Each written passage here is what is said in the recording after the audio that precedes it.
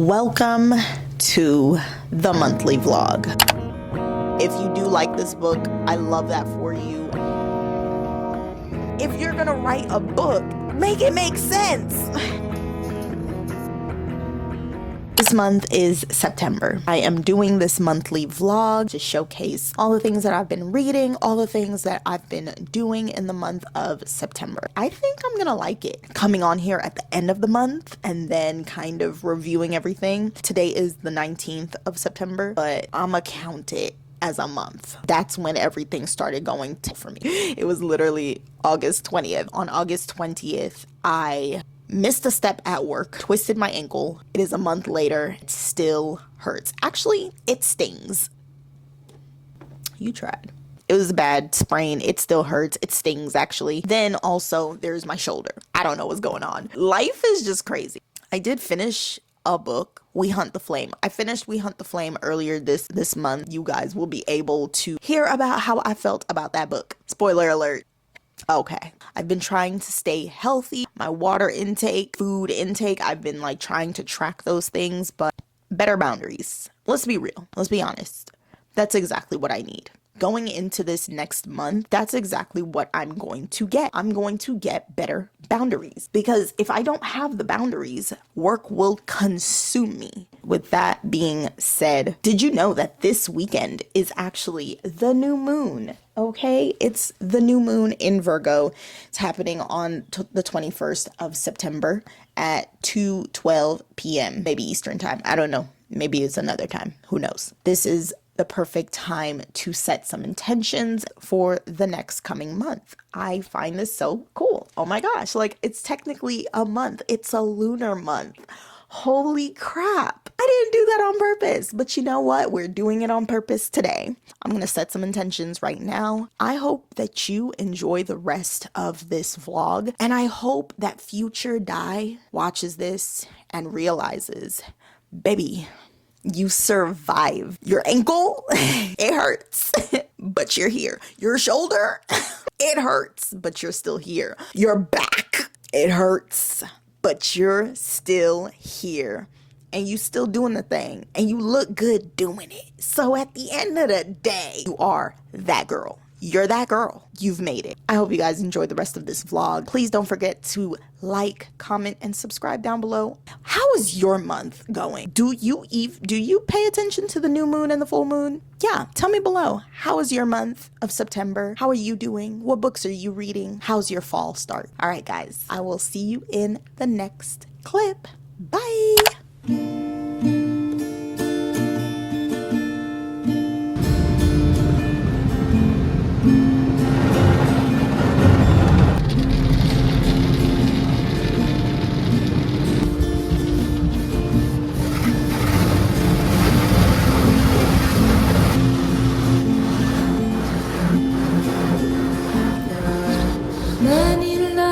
That I've told, and many secrets that I hold.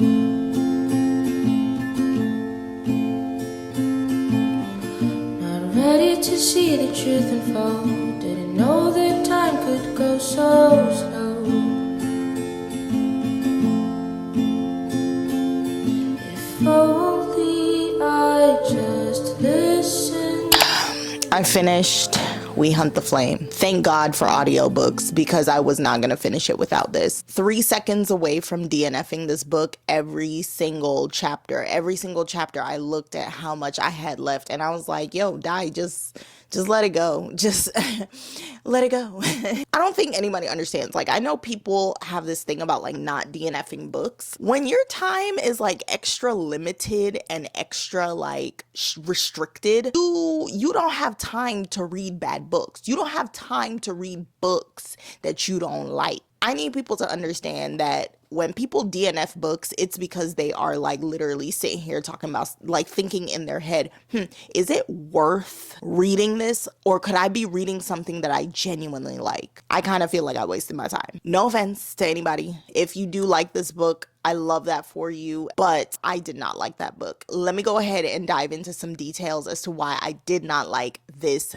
book. Let's talk about the fact of the main character. She has the same story as Katniss. Katniss, the same backstory as Katniss. She's a hunter. She has a sister. The sister is a little sister. The little sister is into healing and into, health stuff. She takes care of their mom, who is in a depressive mode, who has gone into this depressive state since their father passed away. And the same backstory. She has a love interest who is pretty much her childhood love interest. The childhood love interest really likes her, but she doesn't really like the love interest as much as he. I will say that after that, the story kind of turns over into something new, but it was boring. I'm sorry, but it was boring.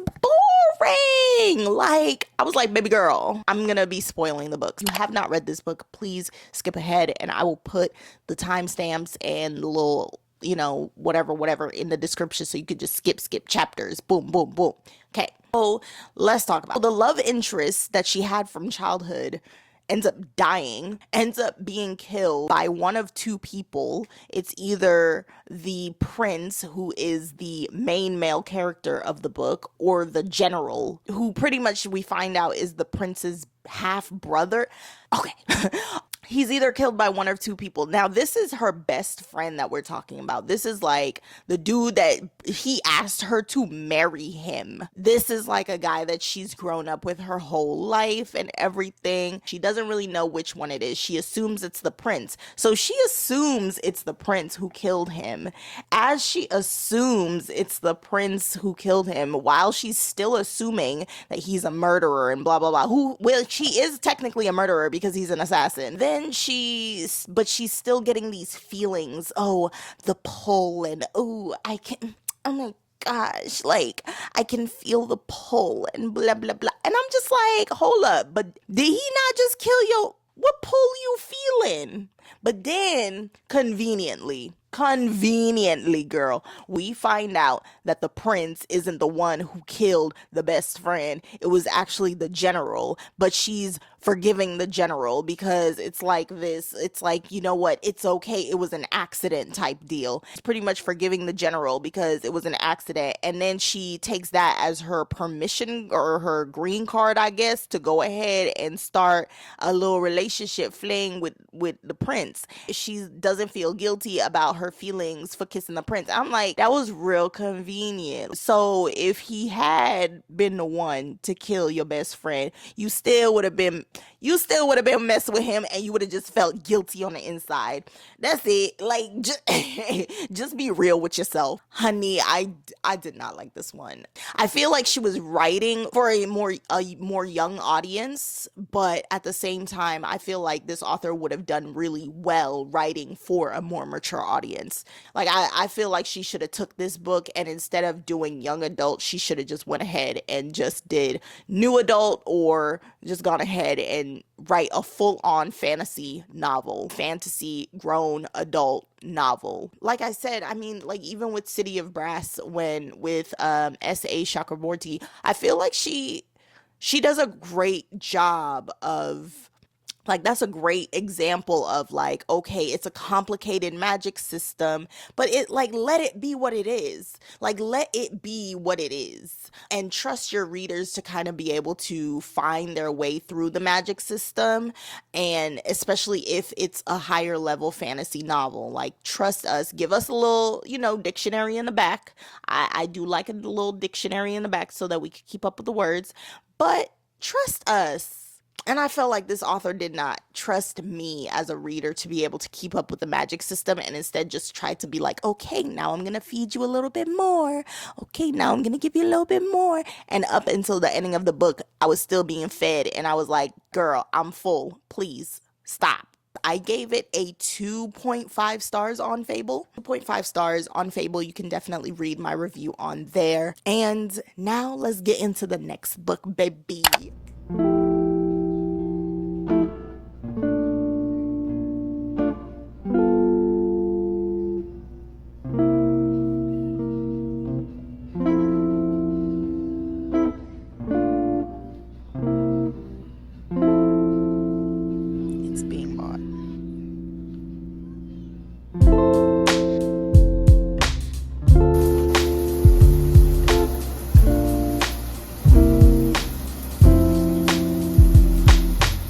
I went to the gym today and I accidentally left my wallet at the gym. I picked it up though. Yay! Only reason why I left it is because I'm so used to like not having my wallet when I go into the gym. And today I had my wallet with me. Totally forgot it on the treadmill. I picked it up.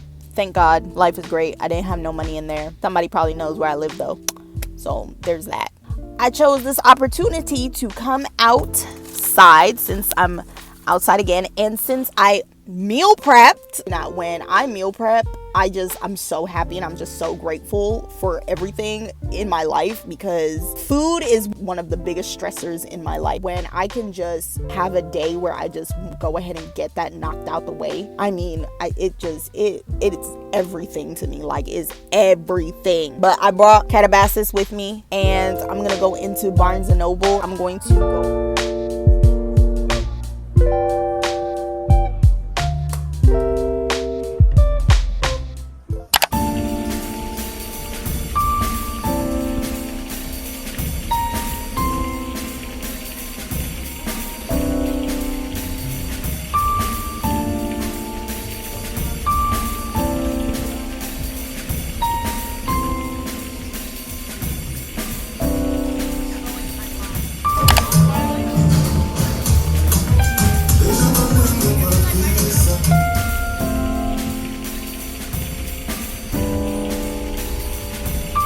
Hello everyone, I have started Katabasis. When I tell you, like, I'm already really excited simply because the book just seems, it's very magical. It's RF Kuang, RF Kuang, RF Kuang. What a time to be alive. I literally told myself that I wasn't gonna read Katabasis because of my triggers, but I'm gonna read Katabasis. I'm just gonna suffer through it because it reads so magical. And the thing I love about RF Kuang is, like, when she writes, she doesn't write like she's writing a book. She writes like it's an essay. And I don't say this to like bash it. I'm saying this in a good way. Like, I think this is a great thing. If anybody ever read Harry Potter, like, the way that Harry Potter reads, it's whimsical. The explanations of the magic system, that you kind of get thrown in. There's no let me break this down for you into little steps and little bits and pieces. It's not like that at all. You're here. You already know. We're just relaying the information you already know. We're just chugging along like it's just another regular day and you are a part of this world. That is what Katabasis reads like. It reads as if RF Kuang is like, yes, here's a little bit of explanation, but at the end of the day, you already know this information. This is information you already knew. You're actually reading this for your studies. And then, speaking of studies, the story takes on this element of like, I mean, I know everyone is going to want to say like dark academia, but it's not giving, I don't feel like it's giving dark academia. I don't feel like it's giving light academia. I feel like it's just giving straight up academia. It's giving straight up school vibes. You're at Cambridge University, the school for analytical magic. You've stepped into the world of analytic magic and you are ready to dive into the theses and the philosophies of the greatest magicians of our time. Period. To say I'm having a great time. I am only on page 19, but that's just because my attention span is really, really lacking.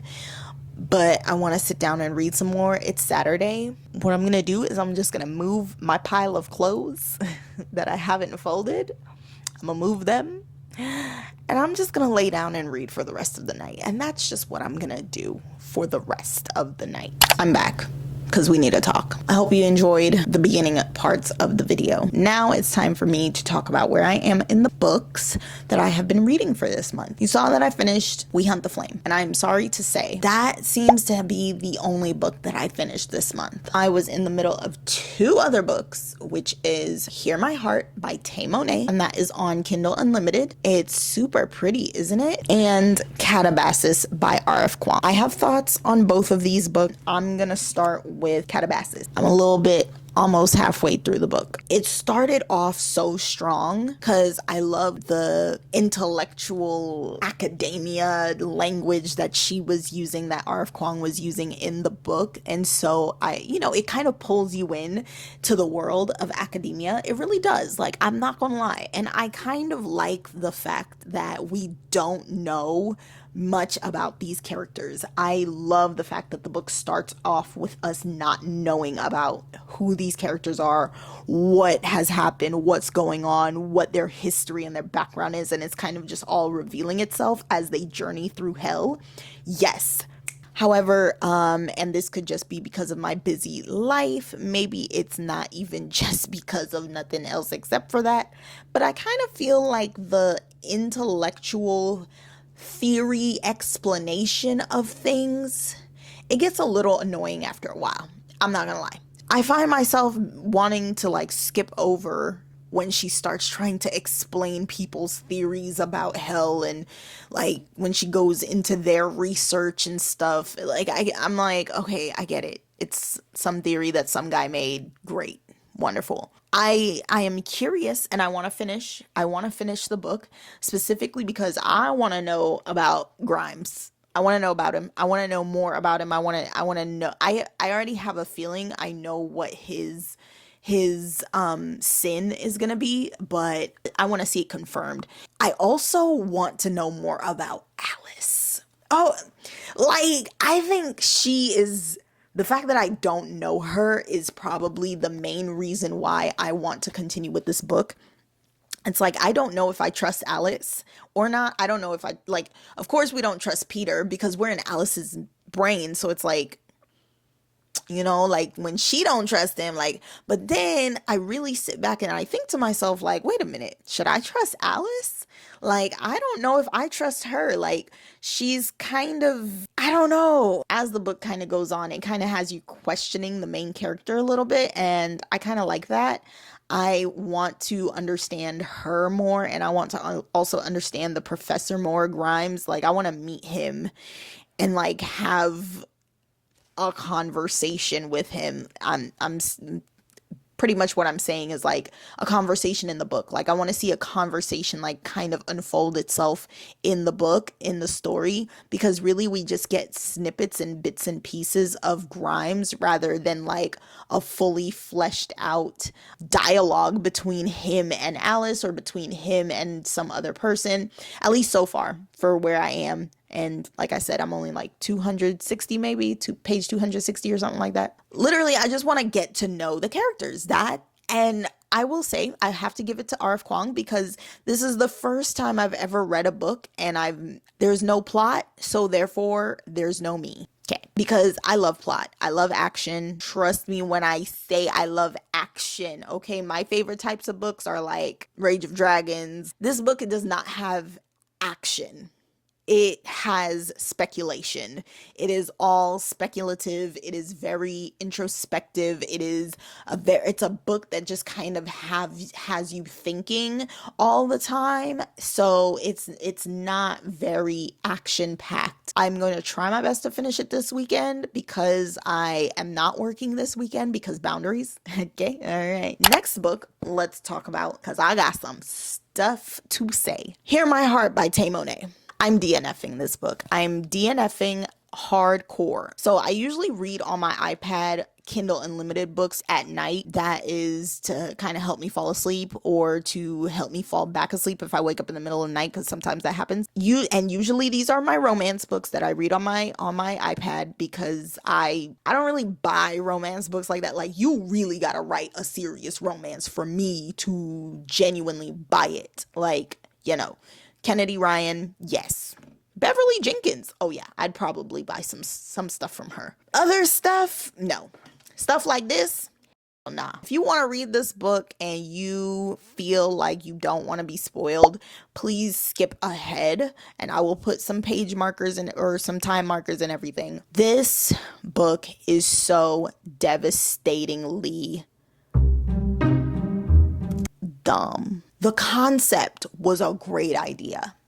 So this girl named Nakira, I'm going to call her Nakira. She is deaf, hard of hearing. She is in a relationship with a guy named Rome, and Rome, that's her fiance. He pretty much has this incident that leaves him incapacitated, let's say, leads to her meeting Rome's brother. So he's the main love interest of the book. All right. His name is Creed. And Creed hates his family. He's never gotten along with his family. He's the black sheep of the family. Nobody likes him in the family. His brother doesn't like him. His brother, aka Nakira's fiance.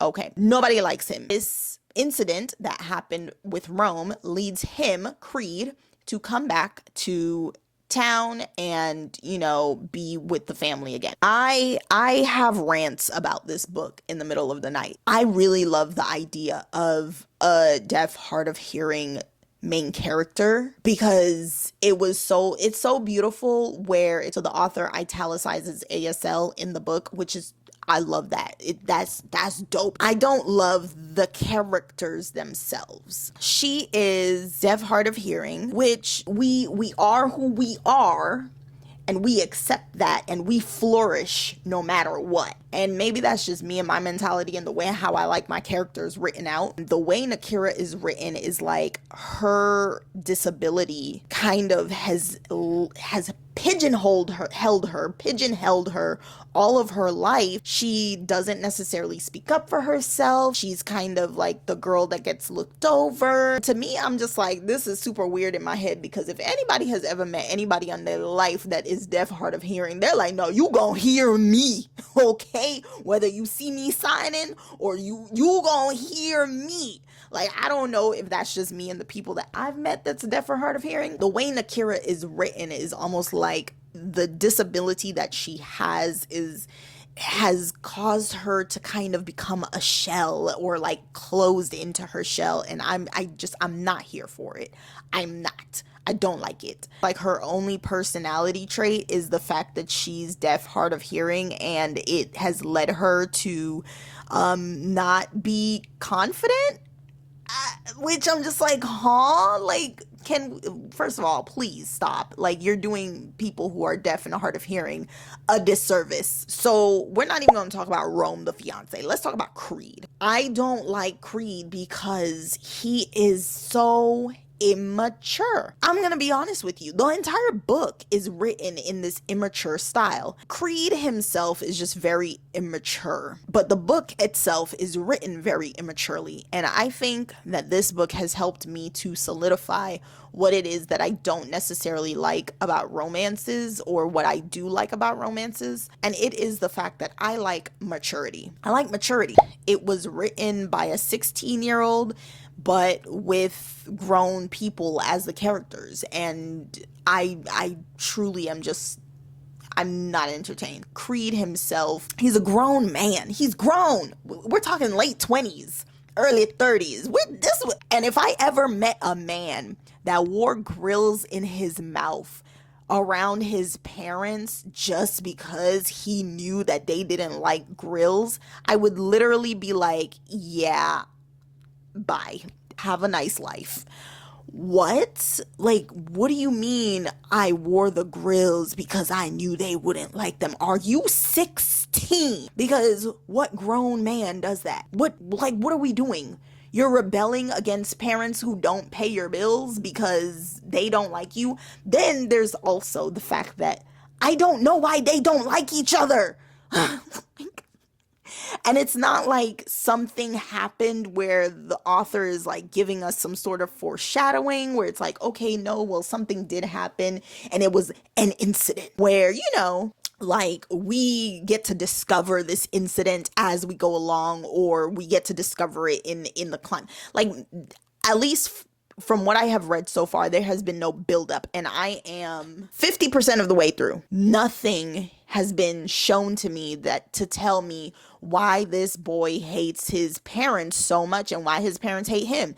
Other than he just doesn't like the fact that they're sedity. Like, he literally says, oh, my sedity parents. Like, it's like he just doesn't like the fact that they have money and they pretty much use their money to they flaunt their money. Okay, but I don't understand why that's a whole reason to just like I don't what happened? Like nothing has happened, you know?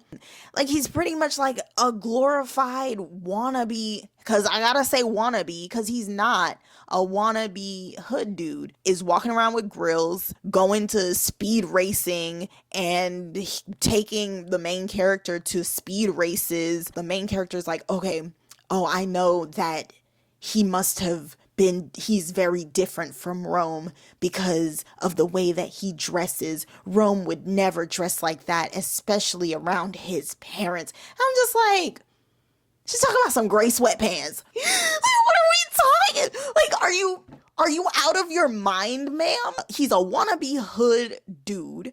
And I know he's a wannabe hood dude because he's not hood. He grew up rich. He grew up in a family of rich parents.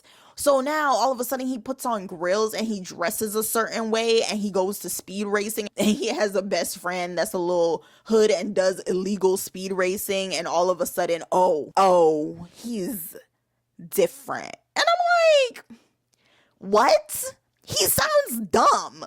He sounds like a psycho. Like, none of it makes sense. I'm sorry. None of it makes sense. And I'm getting very flustered because I'm just like, if you're gonna write a book, make it make sense.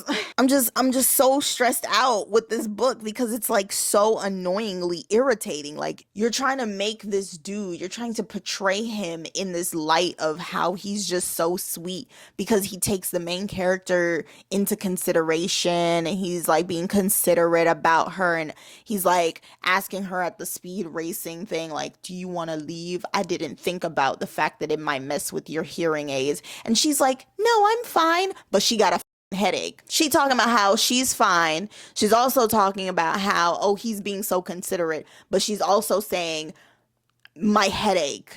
Like, ma'am, what? Y'all, like, I'm sorry. I'm not trying to be rude here. It's just if something is written in a way that makes me like like, I just cannot hold my tongue about it. And it's like, there's a lot of things that I could hold my tongue about. I could hold my tongue about real people in real life. I don't give a crap about people. I don't gossip about people. But when it comes to a book, it's fair game, baby. It's fair game. I will talk about it. And that's how I feel about this book. You are literally sitting here talking about how you have a headache, but then you're going to turn around and talk about how he's considerate because he asked you, because he said, oh, I didn't think about that beforehand. He's not considerate because he would have asked you beforehand before taking you to an illegal racing thing where people are literally vrooming with their cars and you have 2 hearing aids. He is not considerate. He's dumb with his grills because like, what is this? Like, what are we doing? What is the obsession with the grills? What is the obsession with the grills? Like, please somebody explain it to me. What's the obsession with the grills? Again, I'm a millennial. I was in middle school when Nelly grills came out, okay? You're not automatically just cute because you wear grills. I don't think so. If somebody else in the world thinks that, then great. Don't get me wrong. I associate grills with like celebrities. I don't associate grills with like real people walking down the street. Like, when I see that, I'm just like, okay, I guess. And this dude is like, oh, I'm gonna wear my grills around my parents because I know it makes them mad. What are you doing? Like, are you a child? Are you a child? Because you sound like a child. That's what a child would say. I know, I work with children. Needless to say, I finally understand what it is that makes a romance good for me. And it's all because of this book. So if there's one happy thing that came out of this book, it's that. This book made me realize that what I like most in romance is maturity. When you have people who are thoroughly fleshed out characters, fleshed out older character. I'm not gonna say older because they don't necessarily have to be older. Like, I just want them to use their brain like a grown up. Like, I don't go into romance for the kicks and giggles. Like, I don't. I go into romance because I like to see love being portrayed in a way that's realistic. And when your romance is showing toxicity in a lot of ways, or just absolute immaturity, I'm like, this isn't love. This is immature infatuation and mess. And I just don't necessarily like that. Kennedy Ryan's book, This Could Be Us, that really it still has a chokehold on me. And the reason why it has a chokehold on me is simply because Kennedy Ryan did such a good job of fleshing out a mature woman and her relationships with more than just the love interest, but with everyone in her life. And she did such a wonderful job of that. Beverly Jenkins, wonderful romance author. She does such a good job of creating these characters that are resilient, regardless of whatever hardships they are going through, whatever the reality of their situation is. It's like love can still flourish in these hard times. That's what I love. That's romance that is good freaking romance. That's good romance. Real people, like real fleshed out characters that are experiencing love as a byproduct of them simply being themselves, being intentional about their lives. That is romance. That's romance. This is not romance. This right here, hear my heart, child's play. Now that I know what it is that I love from my romance books, I think I'm gonna be that much more picky in choosing them. Sometimes I pick up these books because like I want to be like a part of the conversation in a way, where it's like, oh yeah, I want to like a book that everybody else is liking. But when it comes to this one, this was a no for me, baby. I try my best to be like, oh my gosh, like I want to like the book that everybody else is reading, but I don't know how to turn it off in my head. And by it, I mean the desire for mature books that give mature relationships, has mature communication, mature thought process, thinking, mature problems, okay? Mature problems. In This Could Be Us, it was, I gotta pay my bills, baby. I gotta work, like, and it's just so real life. Like, she's a mom, she has these 3 kids, the reality of it all. Like, I would love to see more, because this book had such great potential. Like, the concept of the deaf hard of hearing main character using ASL, like, hi, language person, language lover here, like, yes, okay, using ASL, it has such great potential. That's all I gotta say. So I'm DNFing this one. Continuing with Katabasis, I don't know when I'll finish Katabasis. I have the next week off, so I'll probably finish, maybe I'll try to finish it by Sunday. We'll see, because I'll have like half the book left, so we'll see. But I'll try to finish. I hope you guys enjoyed this video. I will see y'all in the next one. Bye!